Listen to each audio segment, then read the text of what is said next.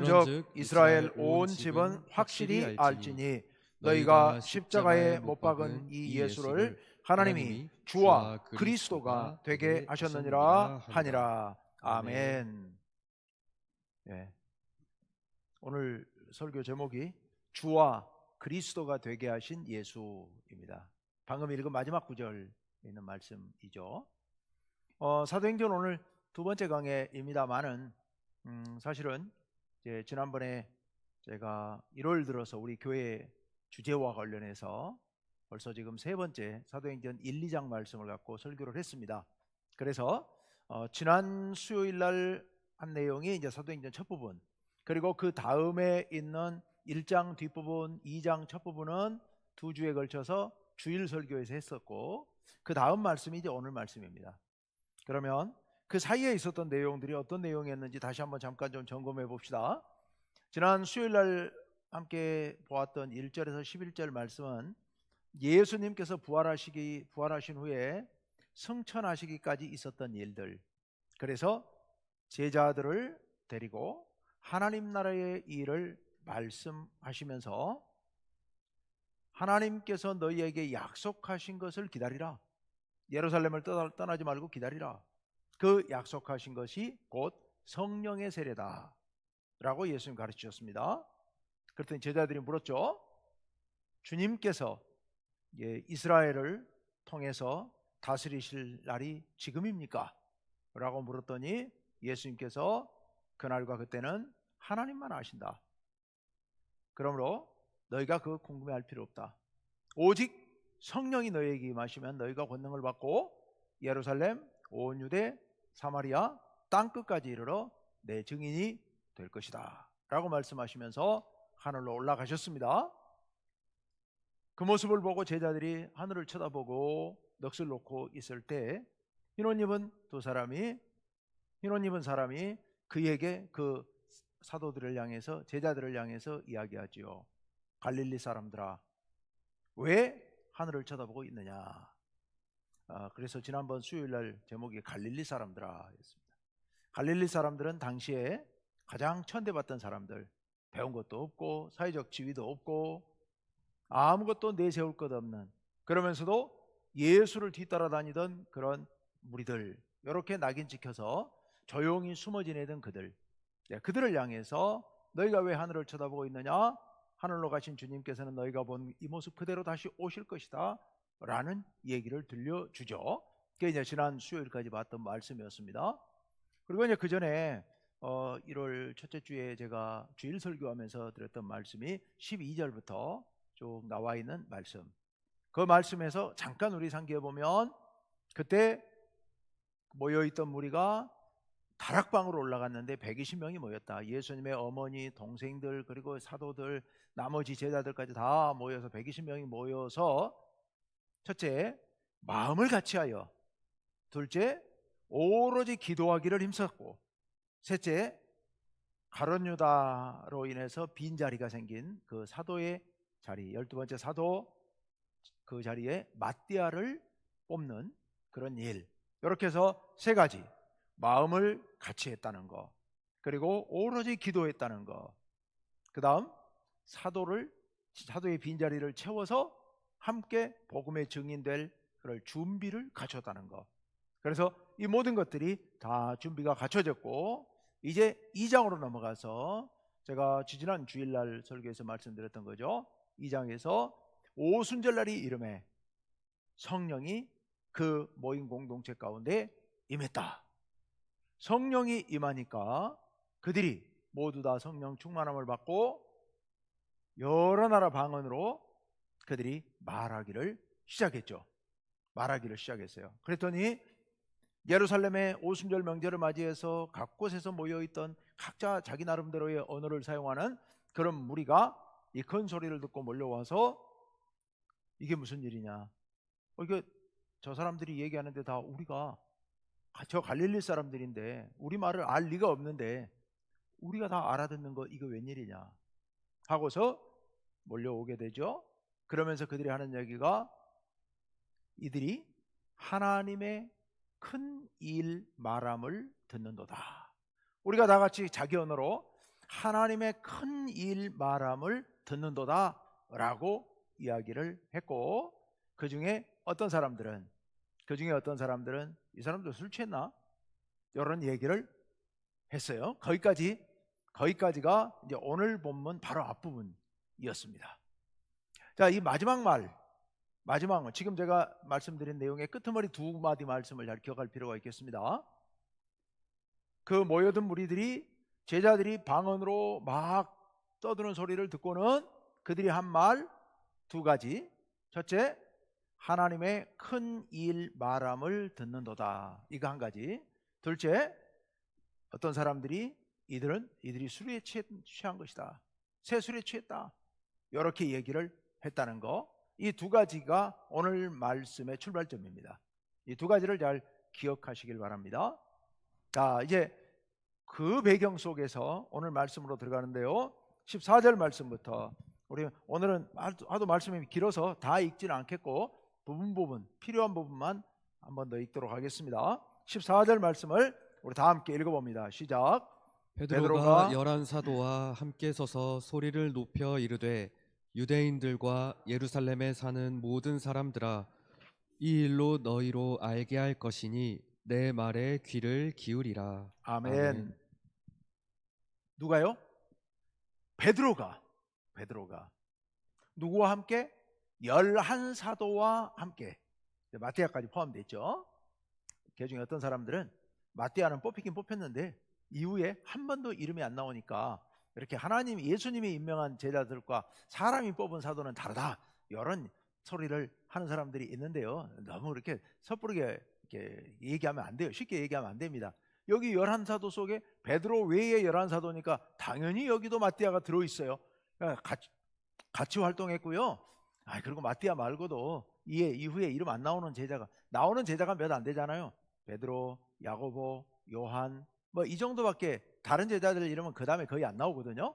그러니까 뭐 그거는 섣부른 판단이고, 어쨌건 11사도와 함께 베드로가 그 모여든 무리들 앞에 섭니다. 자, 그런데 베드로가 11사도와 함께 그 다음에 소리를 높였는데 그 사이에 서서 소리를 높였다고 얘기를 하고 있습니다. 서서. 우리가 생각하기에는 앉아서 막 기도하다가 사람들이 모여왔다 그러니까 자리에서 일어나갖고 얘기했다, 이런 뜻이 아니고요. 여기서 서서는 사도행전에 아주 드물게 몇 군데만 나와요. 몇 군데만. 그런데 요 서서라는 말이 나올 때는 요즘 젊은 사람들 하는 말로 아예 각 잡고 서서, 그러니까 무리들 앞에 당당하게 자리 잡고 서서 마음 먹고 작심하고 무리를 향해 외칠 때만 쓰는 말입니다. 이 말이 아무 때나 쓰는 말이 아닙니다.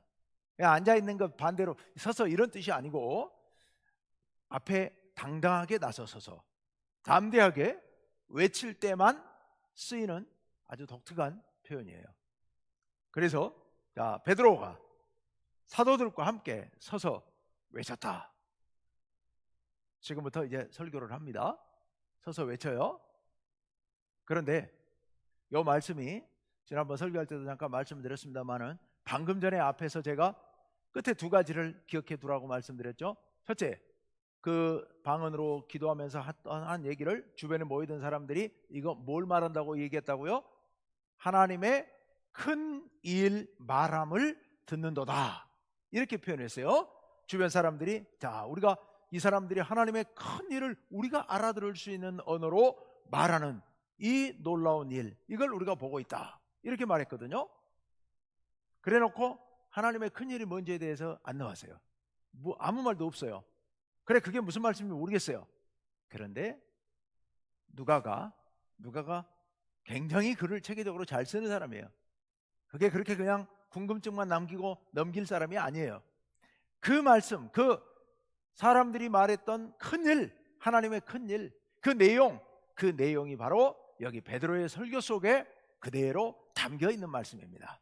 그래서 지금 여기 베드로의 설교는 그때 그 순간 베드로가 잠깐 일어나서 한번 말한 설교라고 말할 수가 없고, 성령이 충만하게 임하시자 온 백성들이, 그 모여있는 120명의 사람들이 모여든 온 백성에게 그들이 다 알아들을 수 있는 언어로 하나님의 큰 일을 말했는데 그 일이 바로 지금부터 나오는 이 베드로의 설교다. 그뿐만 아니라 베드로가 뭐 이때만 설교했겠습니까? 또 베드로만 그랬겠습니까? 이후에 많은 12명의 사도가 예루살렘에서 사람들이 모였을 때 늘 제자들을 가르쳤습니다. 무리들을 가르쳤습니다.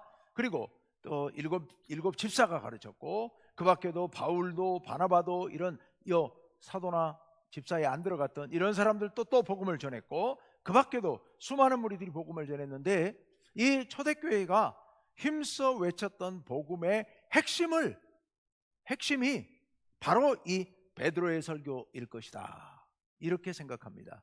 베드로가 이때 이 설교한 내용을 가지고 다른 사람들도 바로 이런 내용으로 설교했을 것이다. 왜냐하면 이게 베드로의 설교가 아니고, 베드로가 설교했지만 베드로의 설교가 아니고 무리들을 대표해서 12명의 사도가 서서 설교한 내용이거든요. 그러니까 12명의 사도를 대표해서 설교한 거니까 그건 베드로의 설교가 아니고 12사도의 설교인 거고, 그리고 그 12사도는 모여있는 120명의 무리들을 대표해서 설교한 거니까 교회가 설교한 것이고, 그 교회가 설교한 것은 오순절에 성령께서 교회 가운데 강하게 역사하시니까 그들이 알지도 못하는 각종 언어로 주변에 모여든 사방의 사람들이 알아듣도록 선포한 하나님의 큰 일이었다는 겁니다. 그런 맥락에서 본다면 그 설교는 베드로의 입을 통해 선포되긴 했지만 성령님의 설교였다. 성령님께서 베드로의 입을 통하여서 초대교회에 또 모여든 수많은 예루살렘 사람들에게 선포한 성령의 선포였다 라고 말할 수 있겠습니다. 예수님께서 이제 요한복음에서 제자들에게 보혜사 성령을 약속으로 말씀하시면서 그 보혜사 성령이 오면 너희가 내가 지금까지 말한 것을 기억나게 할 것이고 깨닫게 할 것이라고 누누이 예수님 말씀하셨거든요. 그래서 바로 그 예수님 말씀처럼 베드로와 사도들이 외친 이 말은 그들의 말이 아니라 성령의 인도하심을 따라 선포한 말씀이었다. 성령의 선포였다. 사도행전에 있는 그 사도행전 선교 이야기잖아요. 선교가 이루어지는데 그걸 가리켜서 하나님의 선교라고 이야기한 학자가 있습니다. 현대 학자가 하나님의 선교였다.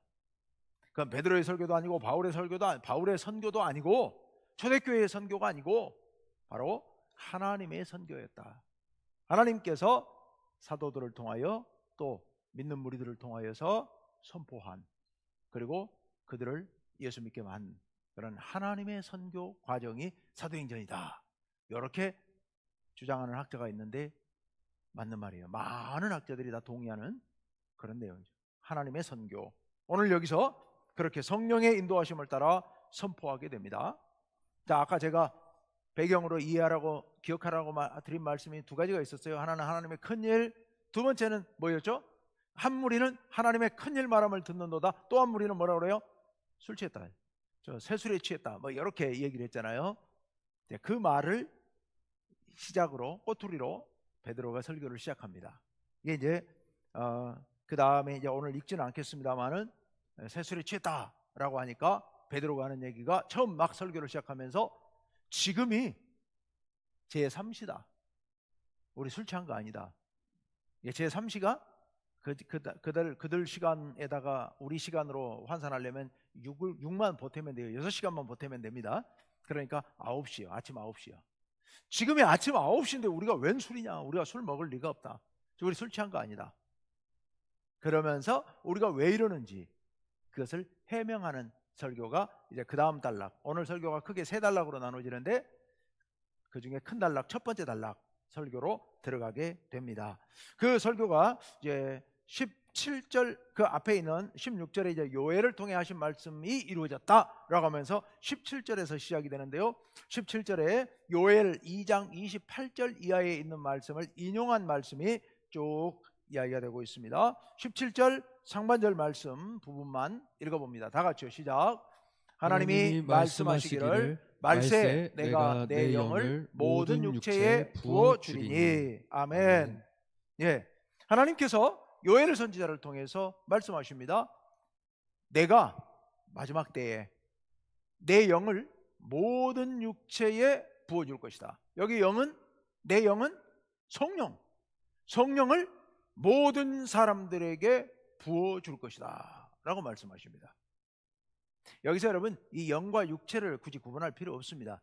여기서 영은 성령을 이야기하는 거고, 육체는 모든 인간을, 모든 사람을 얘기하는 겁니다. 모든 사람에게 부어줄 것이다.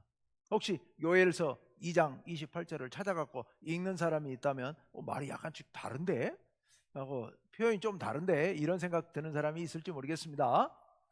요거는 이제 뭐 몰라도 되는 이야기 잠깐 격가지로 얘기합니다. 요 누가는 히브리어를 몰라요. 전혀. 이 사람은 그리스어밖에 못 쓰는, 헬라어밖에 못 쓰는 사람이에요. 그러니까 요엘서를 누가는 히브리어로 못 읽어요. 그래서 뭐로 읽어요? 당시 마침 예수님 오시기 얼마 전에 구약 성경 전체가 헬라어로 번역이 되어 있습니다. 그게 70인역이에요. 이집트에 있는 알렉산드리아에 유대인 학자 70명이 모여가지고 헬라어로 성경을 번역했습니다. 왜냐하면 그때는 이미 히브리어를 아는 사람이 거의 없어요. 거의 없고 이제 안 쓰는 언어입니다. 고대어. 그러다 보니까 그것을 현대어로, 현대 이스라엘 사람이든 어디 사람이든 그중 지중해 연안에 있는 사람들이 다 같이 공용어로 쓰고 있는 헬라어로 성경을 번역해 놓은 게 있어요. 그 성경을 보고 이 누가복음을 기록했거든요. 그러다 보니까 번역된 걸 보다 보니까 이게 조금씩 말이 달라졌습니다. 그거는 내용은 같은 거니까 뭐 신경 쓸 거 없고, 어쨌건 성령을 모든 육체에 부어주시겠다는 요엘서의 예언, 하나님의 약속이 있었다라고 이야기하면서 그 다음 18절로 가보겠습니다. 18절 다 같이요, 시작. 그때에 내가 내 영을 내 남종과 여종들에게 부어주리니 그들이 예언할 것이요. 아멘. 내 영을 부어주는데 누구에게 부어준다고요? 남종, 여종. 여러분, 그 당시에 종은 자유로운 신분이 아니잖아요. 사회적으로 당연히 천대받는 사람들, 거의 인간 취급 못 받던 사람들. 그런데 하나님께서는 당신의 영을 모든 사람에게 부어준다고, 모든 육체에 부어준다고 앞에 16절, 17절에서 말씀했는데 18절에서는 누구에게 부어주느냐? 남종, 여종들에게까지 부어주시겠다. 다 부어주신다는 얘기입니다. 지금 여기 베드로를 포함한 이 모여있는 120명의 무리가 어떤 사람들요? 아까 어디 사람들? 갈릴리 사람들. 그 당시 예루살렘에서 전혀 인정받지 못했던 그런 천시되던 그 사람들, 그들에게, 우리에게 요엘 선지자를 통해 약속하셨던 것처럼 이렇게 우리에게 성령을 부어주셨다라는 그런 고백입니다. 그러면서 이제 19절 20절 쭉 넘어가면서 그 다음에 나와 있는 내용이 무슨 내용이냐면, 이제 성경 말씀 보지는 않겠습니다만은 그 내용이 무슨 내용이냐면은 바로 마지막 때 말세, 마지막 때 말세에 대한 내용이 쭉 나옵니다. 하나님의 심판이 임할 것이다 라는 말씀이 나오면서 그 무서운 심판, 그 심판으로부터 어떻게 하면 우리가 구원받을 수 있을 것인가, 그 말씀이 21절 말씀에 있죠. 21절 다 같이요, 시작. 누구든지 주의 이름을 부르는 자는 구원을 받으리라 하였느니라. 아멘. 어떻게 하면 구원을 받는다고요? 주의 이름을 부르는 자는. 여기서 구원이란 문맥상, 구원이란 방금 그 앞에 21절 바로 앞에 무슨 요엘 예언 중에 무슨 내용이 있다고요? 마지막 심판 예언이 있어요. 심판. 마지막 심판, 무서운 심판이 임할 것이다 라는 말씀이 있거든요. 여기 구원은 직접적으로 그 심판으로부터 해방되는 걸 얘기하는 거예요. 자유케 되는 걸 얘기하는 겁니다. 네. 요엘이 얘기할 때는 그런 의미예요. 하나님의 마지막 날의 심판으로부터 자유케 되어서 구원받을 사람은 누구냐? 요엘서에는 주의 이름으로 안 돼 있고 여호와의 이름이라고 돼 있습니다. 여호와의 이름을 부르는 자는 구원받는다라고 돼 있습니다. 그런데 이게 이제 헬라어 성경으로 번역할 때 이스라엘 사람들이 여호와라는 이름을 못 불렀기 때문에 이것을 주로 바꿔서 부르게 됩니다. 그래서 주의 이름을 부르는 자는 구원을 받으리라. 잘 아는 말씀입니다만 오늘 저녁에 유독 중요하니까 다시 한번, 어떻게 해야 구원받는다고요? 주의 이름을 불러야. 근데 원래 요엘서에는 주가 누구예요? 여기서 여호와, 즉 하나님이 주예요. 주의 이름을 부르는 자는 구원을 받으리라 라고 기록되어 있는 것을 인용합니다. 자, 지금 베드로가 왜 요엘서를 인용했느냐? 사람들이 일부가 뭐라 그러니까요? 술 취했다 그러니까. 술 취해가지고 사람들이 저 변했네, 이상한 짓들을 하네, 이렇게 얘기를 하니까 베드로 하는 얘기가, 우리 술 안 취했다. 지금 아침 9시인데 우리가 웬 술을 먹겠냐? 술 안 취했다. 우리는 지금 성령 요엘 예언서를 통해서 약속해 주신 하나님의 영이 우리에게 임했다. 그 요엘서 예언에 남종과 여종에게 영을 부어주셔서 예언하게 될 것이라고 말씀하신 것처럼 하나님께서 우리들에게 성령을 부어주셔서 그래서 우리가 지금 이렇게 예언하는 것이다 라고 베드로가 그 해명을 하고 있는 내용입니다. 베드로의 해명이에요. 그런데 이 베드로의 해명이 단지 해명으로만 끝나지 않습니다. 해명에서 그 다음 단계로 넘어가요. 그 다음 단계로 넘어가는데 그 연결고리가 뭐냐? 방금 이 말씀이요. 어떻게 해야 구원받아요?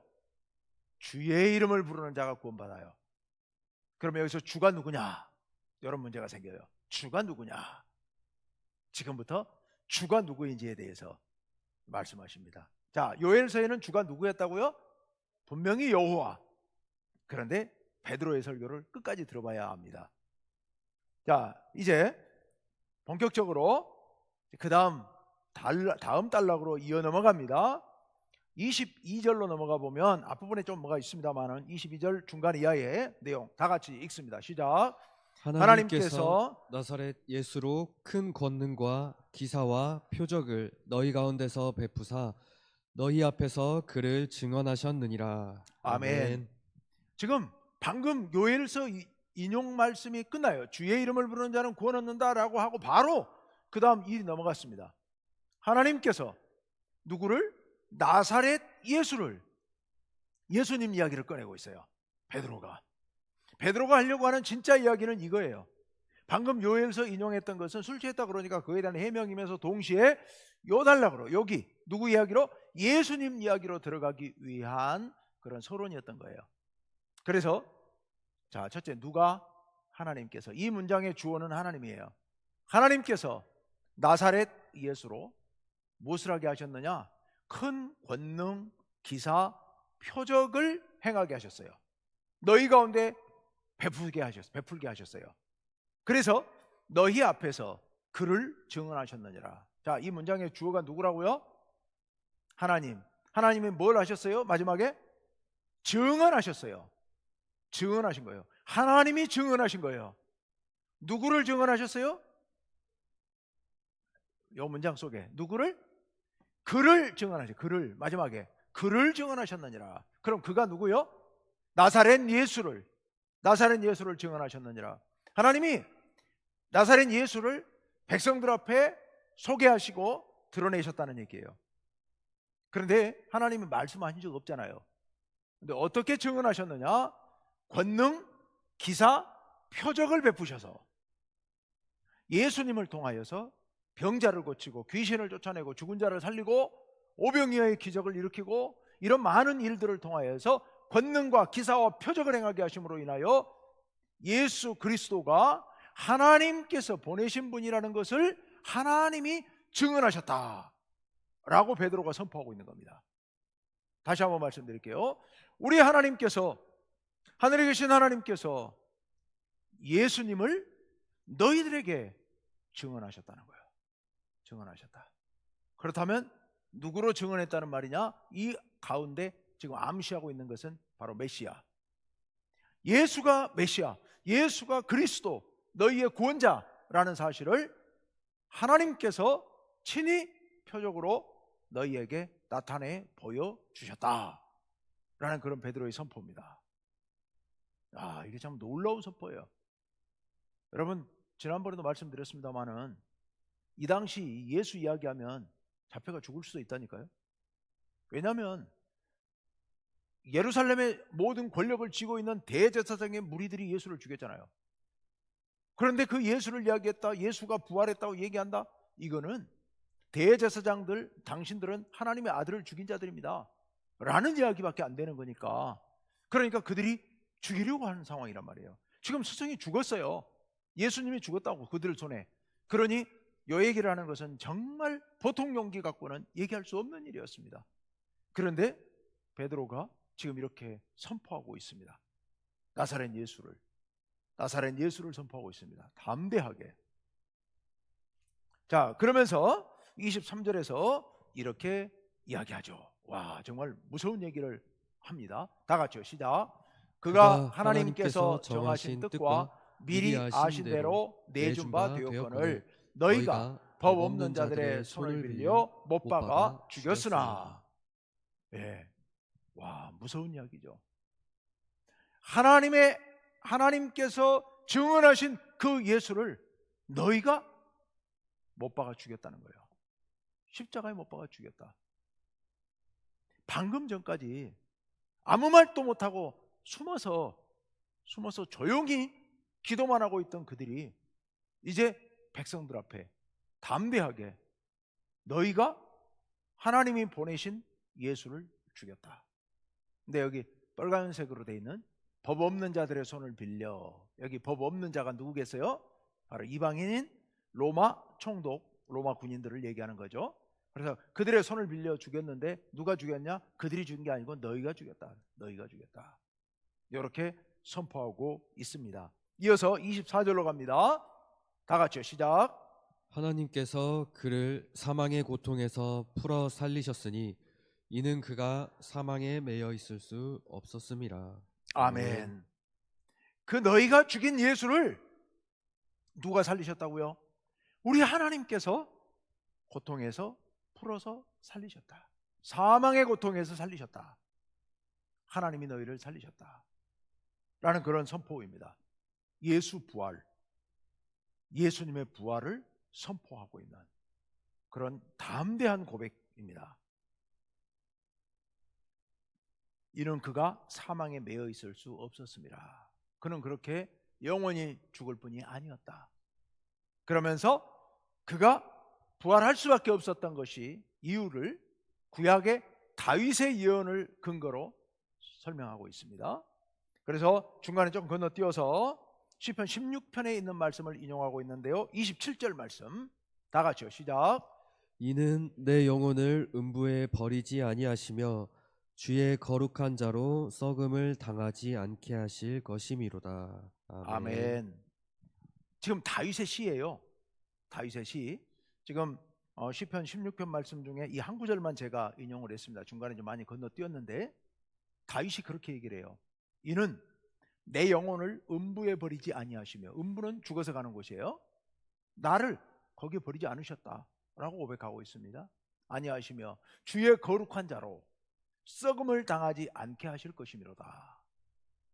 그러면 여기 내 영혼 할 때 다윗이라면 주의 거룩한 자는 도대체 누굴까? 같은 말인가? 시편은 이렇게 두 구절이 나란히 나올 때는 항상 같은 말이라고 그랬습니다. 그럼 이게 누구지? 근데 다윗은 죽었잖아요. 지금 이 베드로의 증언의 핵심이 그거예요. 다윗은 죽어갖고 지금 다윗의 묘가 우리한테 있지 않냐? 그러면 이건 다윗 얘기가 아니지 않냐? 바로 이것은 다윗이 선지자로서 하나님께서 다윗에게 보여주신 그 환상에 따라 예수 그리스도가 부활할 것을 예언한 것이다 라고 베드로가 다윗의 시를 근거로 예수님의 부활이 이미 시편에서 예언되어 있다고 소개하고 있는 내용입니다. 다시 한번 간단하게 말씀드릴게요. 예수를 하나님께서 살리셨다. 그런데 이 일은 이미 다윗이 시편에서 예언한 내용이다. 다윗이 예언한 대로 예수님은 부활했다라고 지금 주장하고 그렇게 증언하고 있습니다. 자, 이제 32절로 가보겠습니다. 그래서 32절에 다시 한번 못을 박습니다. 다 같이요. 시작. 이 예수를 하나님이 살리신지라 우리가 다 이 일의 증인이로다. 아멘. 여러분, 초대교회 베드로를 비롯한 모든 사도들과 믿는 형제들이 선포한 내용의 핵심, 그게 바로 이겁니다. 그들의 전파한 복음의 핵심, 하나님이 예수를 살리셨다. 예수가 부활했다. 하나님이 살리셨으니까 우리가 그 부활의 증인이다. 이겁니다. 딱 두 가지요. 하나님이 예수를 살리셨다. 우리가 증인이다. 우리가 부활의 증인이다. 이게 초대교회 성도들의 메시지의 핵심이었습니다. 핵심. 나머지는 그것을 설명하기 위한 보충적인 이야기들이에요. 어떤 이야기를 해도 결론은 이겁니다. 너희가 죽인 예수를 하나님이 살리셨다. 우리가 증인이다. 우리가 증인이다. 여러분, 오늘날 우리들의 고백도 또 우리들의 전도도 이런 내용이 되어야 될 줄로 믿습니다. 예수 그리스도, 그 예수 그리스도 하나님이 보내신 구세주 메시아시고 예수님이 십자가에 우리를 위해 죽으셨고 하나님이 살리셨고 우리가 바로 증인이다. 내 삶이 바로 그 증거다. 우리가 그렇게 고백할 수 있어야 될 줄로 믿습니다. 자, 그 다음으로 가봅니다. 이제 다윗의 예언만이 아니라 또 다른 증거가 하나 있다. 그 증거가 뭐냐? 33절 다 같이요. 시작.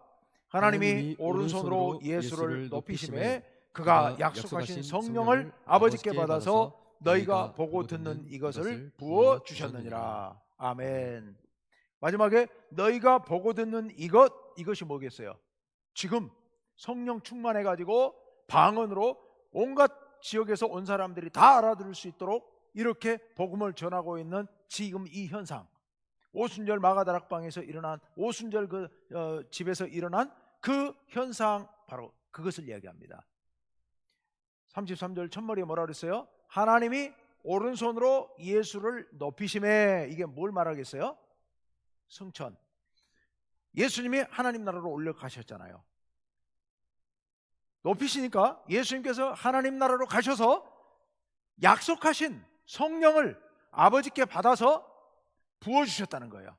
성령을 보내주셨다는 거예요. 그러니까 지금 너희가 보고 있는 이 현상은 바로 하나님의 아들 예수님이 하늘에서 우리들에게 내려주신 것이라는 겁니다. 그게 예수님이 부활하셨다는 증거라는 겁니다. 지금 너희들이 보고 있는 이 현상이 바로 예수님이 하나님의 아들이고 그 예수님이 부활해서 하나님 나라 가셨다는 증거다. 그 예수님이 약속하신 것을 지금 우리가 이렇게 받아서 이렇게 지금 너희가 보고 있지 않냐 라고 얘기하고 있죠. 이건 뭐 거부할, 부정할 수가 없는 거죠. 지금 눈앞에 보는 현상을 그거 말고는 설명할 길이 없으니까. 그 보고 있는 사람들이 설명할 길이 없으니까 당신들 술 취했냐고 이런 얘기밖에 할 말이 없잖아요. 그들을 가리켜서 아니다, 이거는 바로 예수님이 부활하셔서 천국에 하나님 나라에 계시다는 증거다.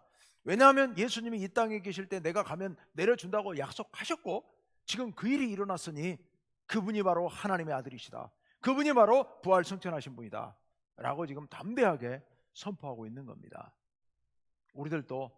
여러분 우리들도 우리의 삶의 증거들을 가지고 선포할 수 있어야 될 겁니다. 내가 예전에 예수 안 믿었을 적에 이런 인간이었다. 나 봐라, 나 이렇게 변할 사람이 아니었다. 그런데 내가 예수님의 은혜로, 하나님의 은혜로 내가 이렇게 변화돼서 지금 이렇게 살고 있지 않냐, 나 이렇게 행복하게 살고 있지 않냐. 이게 바로 하나님의 은혜고, 이게 바로 하나님이 살아계시다는 증거고 예수님께서 계시다는 증거 아니냐. 우리 그렇게 증언할 수 있어야 될 줄로 믿습니다. 우리를 통하여서 날 봐라, 바로 이것이 증거다. 베드로처럼요. 자, 아까 여러분 요엘 예언서의 인용구의 마지막 21절에서 이런 말씀이 있었던 거 기억하세요? 한번 띄워주시겠어요? 21절. 네. 그 다음 21절 없어요? 예. 제가 다 같이요. 시작. 누구든지 주의 이름을 부르는 자는 구원을 받으리라 하였느니라. 아멘. 누구든지 주의 이름을 부르는 자는 구원을 받으리라 하였느니라 했는데요.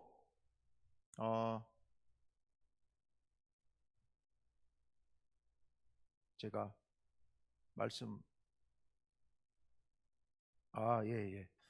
하나를 제가 빼먹어가지고 어쩐지 이상하다 했죠. 36절 봅시다. 36절 그 앞에 36절 다 같이 읽습니다. 시작. 그런즉 이스라엘 온 집은 확실히 알지니 너희가 십자가에 못 박은 이 예수를 하나님이 주와 그리스도가 되게 하셨느니라 하니라. 아멘. 베드로의 설교의 마지막 말입니다. 그런즉 이스라엘 온 집은 확실히 알라. 너희가 십자가에 못 박은 이 예수를, 아까 중간에 뭐라 그랬죠? 십자가에 못 박은 예수를 하나님이 살리셨다고 그랬죠. 살리시고 오른손으로 높이셨다고 그랬어요. 그런데 지금 여기서는 이제 그런 모든 일을 통하여 이 예수를 하나님이 주와 그리스도가 되게 하셨느니라. 주와 그리스도가 되게 하셨느니라. 예, 바로 이 모든 일을 통하여서 예수님이 우리의 주님이시고 예수님이 우리의 구원자 메시아 그리스도라는 것을 하나님께서 우리들에게 밝히 깨닫게 해주셨다라는 그런 고백입니다. 예수가 뭐가 되게 하셨다고요? 누가 되게 하셨다고요? 주와 그리스도가. 이거 둘로 끊어서 봅시다. 예수가 주가 되게 하셨다. 이 예수를 하나님이 주가 되게 하셨다. 여러분, 구약 성경에서 주는요 하나님이십니다. 여호와 하나님. 그런데 신약 성경에서 주는 하나님인 경우도 있고 예수님인 경우가 훨씬 많습니다. 예수님. 구약 시대에 주는 오직 여호와 하나님. 그런데 신약 시대에 주는 예수님 그리스도예요. 바로 이 말씀이 그것을 명확하게 밝히고 있습니다. 예수님께서 이 땅에 오셨고 너희가 십자가에 못 박아 죽였는데 하나님께서 예수님을 다시 살리셨고 하늘로 올리심으로 예수가 우리의 주가 되게 하셨다는 겁니다. 예수가 우리의 주가 되게 하셨다. 예수가 우리의 구원자가 되게 하셨다. 자, 이제 다시 21절로 가봅니다. 아까 요엘 예언 마지막에 누구든지 주의 이름을 부르는 자는 구원을 받으리라. 이제 우리는 누구의 이름을 부르면 구원받는다고요? 예수님의 이름을 부르면 구원받는다고요. 왜냐하면 그때 이 주는 구약 요엘서의 주는 여호와 하나님이었지만 이제 하나님께서 예수 그리스도를 다시 살리시고 높이심으로 말미암아 예수가 우리의 주가 되게 하셨기 때문에 이제 우리는 예수님의 이름을 부름으로 말미암아 구원받게 될 줄로 믿습니다. 물론 뭐 하나님 이름 불렀다고 잘못 불렀다 이렇게 말씀 안 하시겠지만 우리의 주님 예수 그리스도가 우리의 구원주가 되신다라는 말씀입니다. 여러분, 베드로의 이 선포를 듣고 이제 그 다음 얘기로 잠깐 한 절만 넘어가 봅시다. 38절 다 같이요, 시작. 너희가 회개하여 각각 예수 그리스도의 이름으로 세례를 받고 죄사함을 받으라. 아멘. 오늘 36절까지 봤는데요, 왜 38절을 다시 봤냐 하면 36절까지 베드로의 설교를 듣고 나서 그 후기 백성들이, 이스라엘 백성들이 그럼 우리 어떻게 하냐고, 우리가 어떻게 하면 구원 얻을 수 있냐고 물으니까 베드로가 이렇게 얘기합니다. 회개하고 예수 그리스도의 이름으로 세례를 받고 죄 사함을 받으라. 그래서 이렇게 선포했더니 그들이 그날 다 회개하고 세례를 받고 믿는 사람이, 구원받는 무리가 3,000명이 더했다라고 그 다음 기록되어 있죠. 이거는 지난 주일날 또 다음 돌아오는 주일에 한 번 더 말씀드릴 내용이니까 그때 가서 다시 말씀드리겠습니다. 오늘 말씀 정리해 봅시다. 여러분, 갈릴리 사람들, 지식도 없고 돈도 없고 사회적 지위도 없는 이 연약한 무리들, 그들에게 성령께서 강하게 역사하심으로 말미암아 그들이 일어나서 모여있는 수백 명의 무리들 앞에 하나님 말씀을 담대히 외쳤는데, 특히 베드로를 통하여서 그들에게 외친다.